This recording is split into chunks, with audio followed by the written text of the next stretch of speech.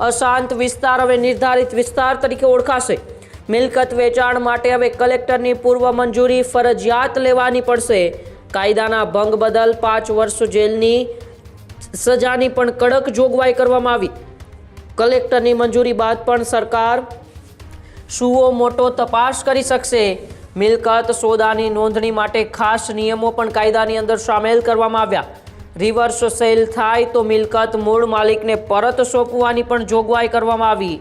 શાંતિ ભંગના કિસ્સામાં વિસ્તારોને પણ કાયદામાં એ સમાવેશ કરવામાં આવ્યો। ત્યારે અશાંત ધારા સુધારક વિધેયક વિધાનસભાની અંદર બહુમતીથી પસાર થયો છે, જેમાં અશાંત ધારા જે હેઠળ વિસ્તારો આવે છે તેમાં ઘણા ખરા મોટા નિયમોનો ફેરફાર કરવામાં આવ્યો છે।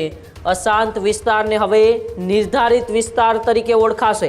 સાથે સાથે નિર્ધારિત વિસ્તારની અંદર કોઈ પણ મિલકતનું વેચાણ કરવું હોય તો પૂર્વે કલેક્ટરની તમારે મંજૂરી લેવી પડશે।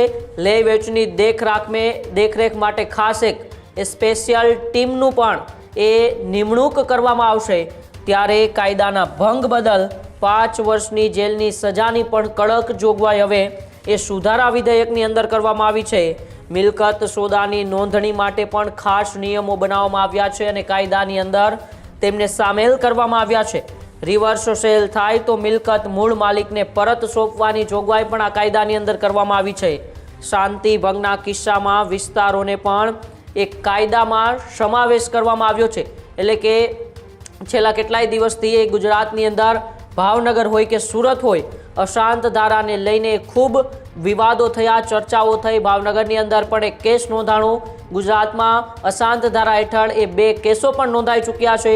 સુરતની અંદર પણ એ ધારાસભ્ય અરવિંદ રાણાએ આને લઈને સવાલો ઉઠાવ્યા હતા। ત્યારે હવે સરકારે અશાંત ધારા સુધારક વિધેયક વિધાનસભાની અંદર બહુમતીથી પસાર કર્યું છે। અશાંત વિસ્તાર હવે નિર્ધારિત વિસ્તાર તરીકે ઓળખાશે એવી વાત એ ક્યાંક ને ક્યાંક આ બિલની અંદર કરવામાં આવી છે। મિલકત વેચાણ માટે હવે કલેક્ટરની પૂર્વ મંજૂરી લેવી પણ ફરજિયાત છે। કાયદાનો ભંગ બદલ 5 વર્ષ જેલની સજાની પણ જોગવાઈ હવે એ આની અંદર કરવામાં આવી છે। ત્યારે જ ન્યૂઝરૂમ ગુજરાતની યુટ્યુબ ચેનલને સબસ્ક્રાઇબ કરો અને ઇન્સ્ટાગ્રામ અને ફેસબુક પર ફોલો કરો। અપડેટ રહો, સત્યની સાથે રહો।